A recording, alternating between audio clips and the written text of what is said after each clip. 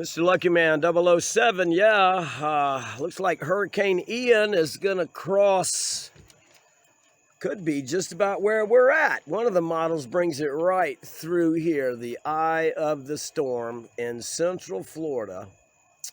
And if it hits at a category 3, then maybe we would get 75-mile-an-hour gusts here or something, I don't know.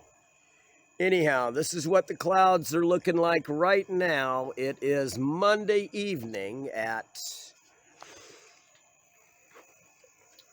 about 7:30 in the evening time. And